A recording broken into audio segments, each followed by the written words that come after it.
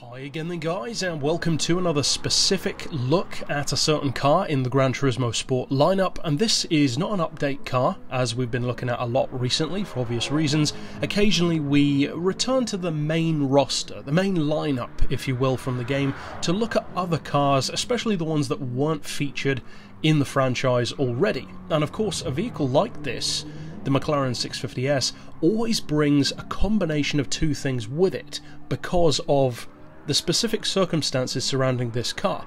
Now, if something completely new comes to the game, like for instance, if Koenigsegg came to Gran Turismo, as many people would like them to, or if Zenvo did, or a variety of others that have never been featured before, the expectations would be high, but mostly because of people's personal feelings for the car rather than a track record. Because, of course, a debuting car has no track record in the game. It could be great, it could be awful. All you have to go on is how good it is in the real world, which isn't always a good gauge compared to a game.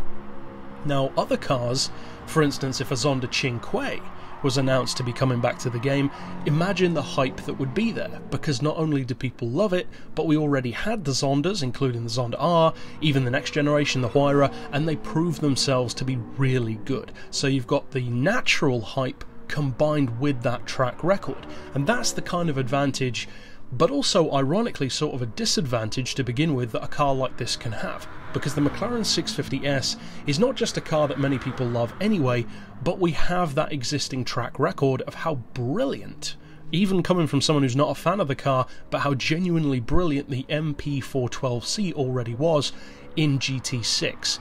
For the money, there are very few supercars in that game that can come close to how good that one is, especially if you're talking six figures rather than seven, as many of the supercars are. Now, the 650S in the real world doesn't seem like a massive jump. It kind of looks like an MP4 with some slightly revised bodywork and a little bit more power. And on the surface, that could genuinely seem to be what it is. But in a very similar way to the difference between the Ferrari 488 and the 458, they're actually more different than that. Now, in the case of the MP4, I have a lot of respect for the car. I have a ton of respect for McLaren as a brand, just like I have a ton of respect for the Nissan GTR, the R35 in particular, but just like with that one, I don't love the car. I can see why people do, and it's a remarkable vehicle. Again with the Bugatti Veyron, I know a lot of people love to hate on the Veyron now, but you got to put yourself over a decade ago and remember that that car was amazing. When it came out, they just made it too long in the tooth and ran the concept into the ground so that we got sick of it. But the essential concept was a very impressive one. The GTR is as well. Likewise, McLaren makes a lot of cars like that. And McLaren F1, I would say, is still the benchmark from an engineering point of view of what a supercar can be. Not just in terms of how fun it is or how good it looks, but the performance that it has from the power that it has is incredible. Almost untouched in the supercar world. In fact, there are very few that can come close. Now, in terms of this one, well, the MP4 to begin with wasn't as high level a supercar as the F1 was. It didn't have the same expectations, but of course it did revive the McLaren name. So people wanted a lot from it, and as it turns out, they got a lot from it. Some people even said in magazines like Evo that it was the best handling supercar they had ever driven. But, and here's the crucial thing, some said that it was so good that it was boring. That's an interesting statement, but it's one that I can definitely understand, and that's kind of my feelings for the R35 GTR. Now, in the case of this one, I must admit my hype going into a 650S is nowhere near as high as many other people's, because the respect that I have for McLaren is way higher than the love. I don't have much love at all, really. There is not a single McLaren ever that I would ever buy, even if I had the cash. If I was given one, I would honestly sell it and use the money to buy something else.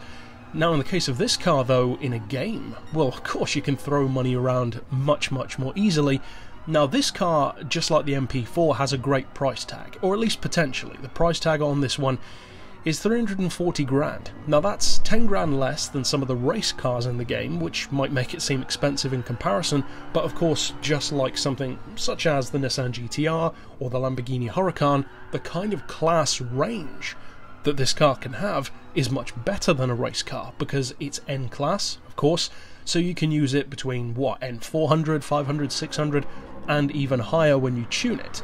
Now, in stock form, You're looking at a 3.8 litre engine, just like the MP4, of course mid-mounted, rear-wheel drive. It's got more power, as the name suggests, 641, which is decent enough, to say the least. That can definitely take on stuff like the Lamborghini LP640. Again, the name says as much. The torque is pretty high, actually, 501 pound-feet. Can easily outpace something like a Ferrari, for instance, which don't tend to be quite as torquey. As far as weight, it weighs 1,330 kilos, and that is one of the best things about this car, because although that may not sound that lightweight, it actually is. That's a good 2, say sometimes 300 kilos less than some of the big Italian cars, like an Aventador, for instance, weighs over 1,500 if memory serves, likewise with the Murcielago. So 1,330 is actually really good. That's lighter than a GT3 car in Gran Turismo 6, 20 kilos lighter. Now the horsepower per tonne, consequently, is pretty good. It's essentially somewhere between super sports car and supercar at 482. So on paper it certainly sounds good. I've always considered the MP4 base range, if you will, including the long tails, various other versions, and later on of course they had the slower ones like the 570. I've always considered those cars to be kind of bordering the line between super sports and supercar. A lot of people just consider them pure supercars. To me, well, I've discussed it before, but that's not quite the case as far as I'm concerned. But I can certainly get why people consider them supercars, and that's why it's in my supercar review series. Now, in terms of how the car performs, straight line speed is great. The acceleration is very good on these MP4 based models, or that series of cars. As far as handling though, that's when it can get a little bit temperamental, just like the MP4 could actually on GT6 as well, so it definitely carries that over. Now, it's the kind of car that, because it combines, say, the lightweight nature of a track-focused car, but in a street-going layout, if you will, a street-going package, it does feel, in effect, like a race car for the road.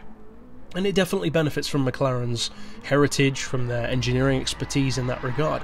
But on the track, that can sometimes make it feel a little bit twitchy, a little bit slippery, and definitely less forgiving than something like a GTR or a Huracan. And of course, the key thing about those is they also have all-wheel drive, which can make a huge difference, and does make a huge difference. Although the lack of all-wheel drive certainly doesn't hamper the car. It's still great off the line. The MP4 was fantastic off the line in GT6 as well. So overall, I think most people have probably used this car by this point. If you haven't, well, of course, give it a try. It's one of the relatively few supercars currently in the game. If you think about it, there actually aren't that many. And it's also even more narrowly put into a category that we don't have very many of at all, wherein it's an affordable supercar. Again, the Huracan, the 458, those are the kind of rivals, and it's certainly more than capable of going up against those rivals. It's certainly a car which I would say lives up to what a lot of people would want from it, but it's definitely not as beginner friendly. So you do need to maybe ease yourself into using a car like this, and maybe prepare yourself with something more like a 458 beforehand. But that's it for this pick overall. Of course, I'll see you guys next time, and for now, as always, thanks for watching.